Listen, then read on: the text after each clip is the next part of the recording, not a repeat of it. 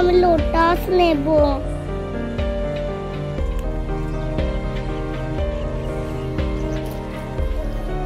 আর lotus নেব।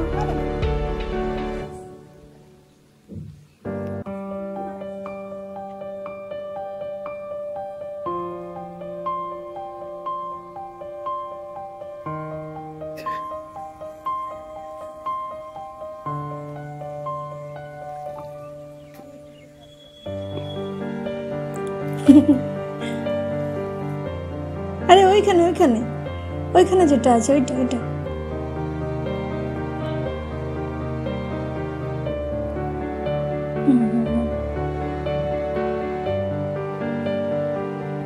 চলো হয়ে গেছে।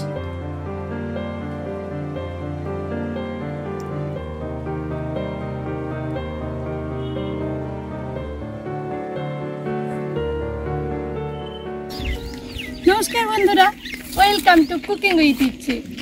পুরুলিয়ার একটা সকালে আপনাদের সকলকে স্বাগত জানাই। আজ আমরা হাঁসের ডিমের একটা রেসিপি বানাবো, আর সেটা মায়ের হাতের রেসিপি। তার সাথেই থাকবে আমাদের একটা পদ্ম পাতায় আজকে সবাই মিলে ভেবেছি খাবো। চলুন তাহলে দেখবেন কেমন লাগছে। আর আমার আজকের প্রেজেন্টেশন ভালো লাগলে প্লিজ একটা লাইক দিতে ভুলবেন না যেন।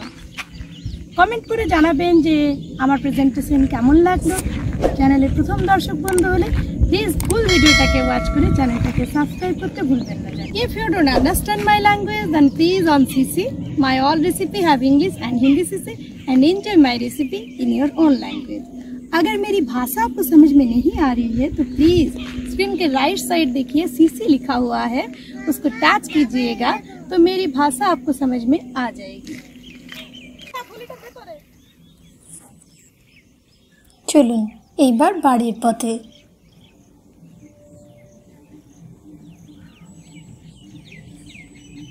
ফিরে যাই।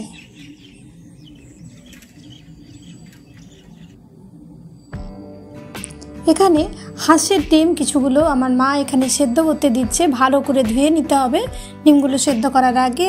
আর ডিমগুলো কুকারে সেদ্ধ করতে দিচ্ছে, কেননা হাঁসের ডিম সেদ্ধ হতে একটু সময় লাগে, তাই একটা সিটি এখানে দিয়ে নিতে হবে, তাহলে সহজে সেদ্ধ হবে। তবে আপনার কাছে যদি কুকার না থাকে তাহলে অবশ্যই কড়াইয়ে সেদ্ধ করতে দিতে পারেন। এর সাথে বেশ খানিকটা আলুও সেদ্ধ করে নিতে হবে। তো আলু আর ডিম সেদ্ধ করতে দিয়েছে। এদিকে খানিকটা করলা পাতা মা তুলে নিচ্ছে। আর এরকম একটু কচি দেখে বড় বড় করলার পাতাগুলো তুলতে হবে, এটাতে একটা রেসিপি হবে। ওয়েট, এটা একেবারেই বাড়ির করলা গাছ, আর কোনো রকম রাসায়নিক না দিয়ে এই গাছটা দেখেছেন, জৈব সারে এই গাছটাকে লাগানো হয়েছে। তো কি সুন্দর পাতাগুলো হয়েছে।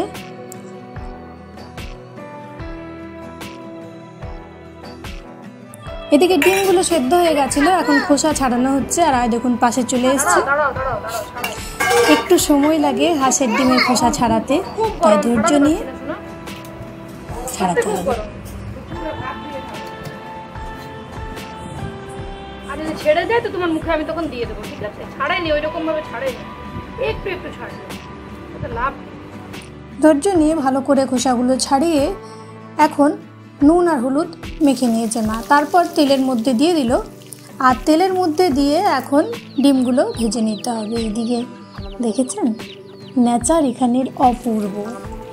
ডিমের একটা পিঠ হয়ে গেছিল, উল্টে নিয়েছে। এদিকে মশলাও রেডি, পেঁয়াজ, রসুন, আদা, লঙ্কা, টমেটো বেটে নিয়েছে মিক্সারে। আপনি চাইলে শিলনোড়াতেও বাটতে পারেন, কিন্তু এতই এখানে গরম যে শিলনোড়াতে এত কিছু করা ইম্পসিবল। ডিমগুলো মোটামুটি ভাজা হয়ে গেছে।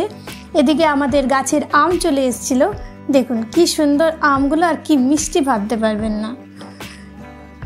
এখন ডিমগুলো ভাজা হয়ে গেছে, তো ডিমগুলো তুলে নিল, আর ওই তেলের মধ্যেই আলু ছেড়ে দেওয়া হলো। আলুগুলো খোসা ছাড়িয়ে ভালো করে এখন এটার মধ্যে দিয়ে দিল। একটু আলুগুলো ভালো করে ফ্রাই করে নিতে হবে।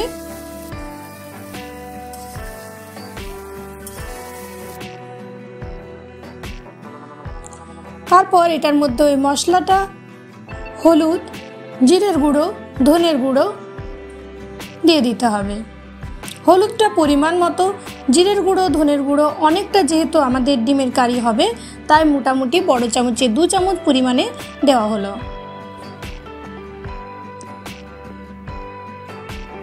তার সাথে একটু চিনি, তেজপাতা, দুটো গরম মশলা আর নুন দিয়ে দিতে হবে। তবে চিনিটা আপনি স্কিপও করতে পারেন, দিলে কিন্তু টেস্টটা ভালো হয়। আর মায়ের হাতে স্পর্শে এই রান্নাটা তো একেবারে অনবদ্য হবে। পৃথিবীর সমস্ত মাদের রান্নাই কিন্তু অপূর্ব। যেখানেই যান, যত বড় রেস্টুরেন্টেই খান, আপনি সবসময় কিন্তু মায়ের হাতের রেসিপি মিস করবেনই করবেন। মায়ের হাতের জাদুতে যে কোনো রেসিপি কিন্তু অনবদ্য হয়ে ওঠে। আর এই যে আরেক মা, প্রকৃতি মা। এদিকে গল্প করতে করতেই মশলাটা কষানো হয়ে গেছিল। দেখুন, এখন এটার মধ্যে মিক্সারটা ধুয়ে খানিকটা জল অ্যাড করে দিল, আর তার সাথে আরও একটু জল অ্যাড করতে হবে, কেননা কারিটা আমাদের বেশি লাগবে।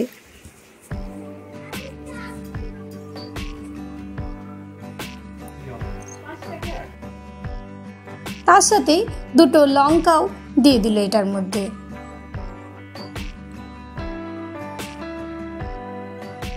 এখন একটু ঢেকে রাখতে হবে।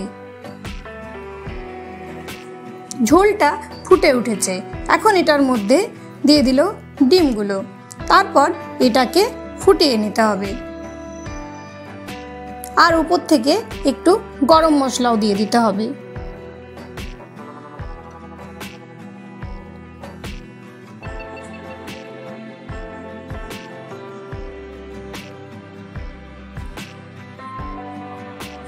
তারপর নেড়ে চেড়ে একটু ফুটিয়ে নিতে হবে, যেমন ডিমের মধ্যে কারিটা ঢোকে আর ডিমের ফ্লেভারটাও এটার মধ্যে অ্যাড হয়। আর অপূর্ব এটা খেতে হয়েছিল। একদিন অবশ্যই এভাবে বানিয়ে দেখতে পারেন, আর দারুণ লাগবে টেস্টটা। তার সাথে আরও একটা রেসিপি এখন বানানো হবে।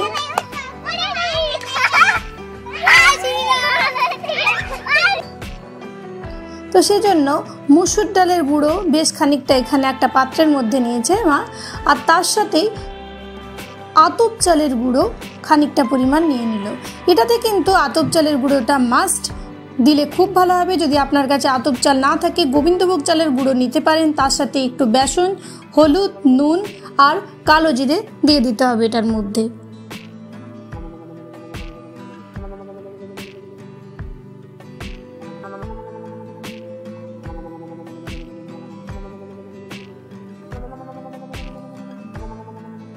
তারপর অল্প অল্প জল দিয়ে এটা একটা ভালো করে ব্যাটার বানাতে হবে। তবে জলটা অবশ্যই অল্প অল্প দেবেন, না হলে কিন্তু এখানে মিশ্রণটা ঠিক করে তৈরি করা যাবে না।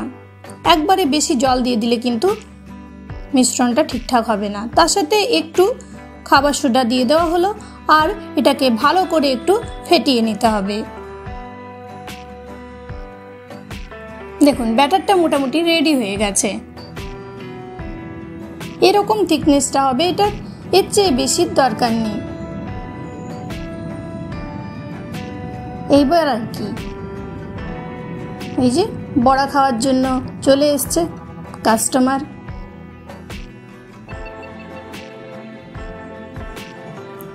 এখন সাদা তেল বেশ খানিকটা পরিমাণ কড়াইয়ে ভালো মতো গরম করে নিতে হবে। আর এটাতে চালের গুঁড়োটা এই জন্যই দেওয়া হয়েছে যে এটা কিন্তু মুচমুচে হবে। তাহলে তারপর এক একটা পাতাকে ভালো করে কোট করে আর তেলের মধ্যে ভালো করে ফ্রাই করে নিতে হবে।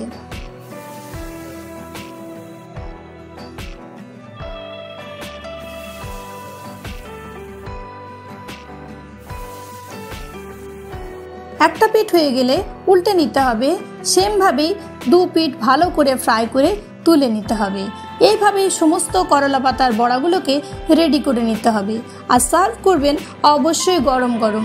দারুণ মুচমুচে আর অসাধারণ টেস্টি হয় এটা। অবশ্যই একদিন বানিয়ে খেয়ে দেখতে পারেন, আর আমায় কিন্তু জানাতে ভুলবেন না যে কেমন লাগলো। এদিকে দুপুর 12টা, গরু নিজের বাড়িতে ফিরে আসছে, আর তার মানে গ্রামের লোকের খাবার খাবার একেবারে পারফেক্ট সময়। আমরাও এবার বসে পড়ব।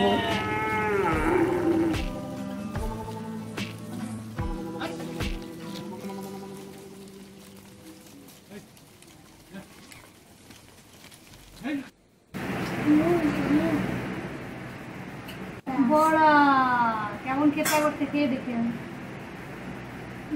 পুরো মুচমুচে।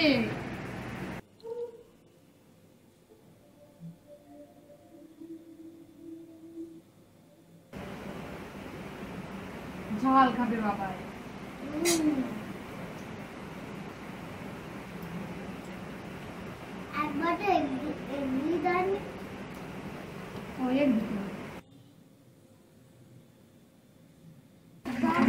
সবাই ভালো থাকবেন, দেখা হবে পরবর্তী পর্বে। ধন্যবাদ।